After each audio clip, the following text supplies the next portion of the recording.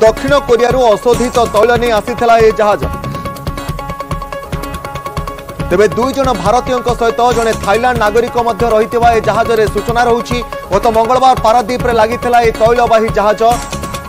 एथिरे मोट 25 जन क्रू मेंबर रही बेले से 21 जन पाकिस्तानी क्रू मेंबर रही एवं दुई जन भारतीय और जड़े थाईलैंड और जड़े श्रीलंकार नागरिक थिबा इमिग्रेशन विभाग पक्षर सूत्रु सूचना रही। तेरे पारादीप बंदर 20 किलोमीटर दूर रे जहाजटी रही एवं ए जहाजरू पण्य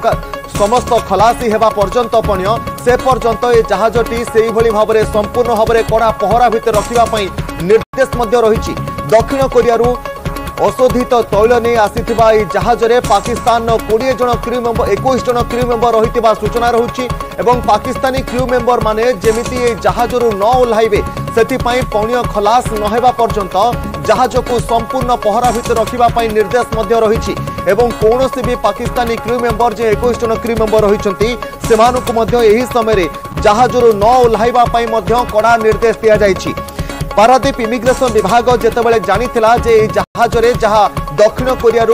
अशोधित तैल नहीं आसीथिला पारादीप को से जहाज रे 21 जन पाकिस्तानी क्रू मेंबर रही तुरंत सीआईएसएफ मेराइन पुलिस एवं कस्टम विभाग को अवगत करा जायथिला। ए संपर्क अधिक आलोचना करबा हम सहित रही सरोज साहू रही जगतसिंहपुर प्रतिनिधि आम सहित रही सरोज साहू। सरोज वर्तमान पारादीप बंदर में जितेबाला प्रथम इमिग्रेशन विभाग पक्षर खबर आसाला जे 21 जन पाकिस्तानी क्रू मेंबर ए जहाज रे रही एवं वर्तमान जहाँ सूचना रही कड़ा पहरा भितर यही पण्यवाही जहाजटी को रखा जाइछि। वर्तमान कौन अपडेट रहुछि आपन पाखरे सरोज?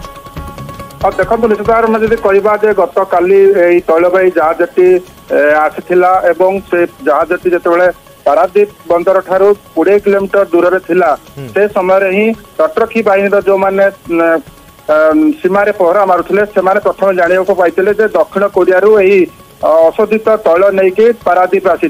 किंतु गुरुत्वपूर्ण कथा हूँ जो जहाजटी आसीथिला एथिरे पाखापाखि 25 जन क्रू मेंबर थिले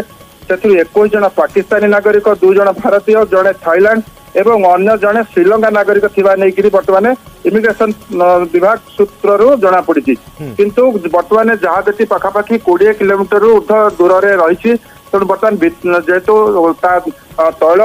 सामग्री नहीं आसी जहाजटी तेणु बर्तमान क्लीयरेंस मिल पारिनी से अनलोड करने किंतु जहाँ सूचना दक्षिण कोरिया अशोधित तैल नहीं आसीथिला ए जहाज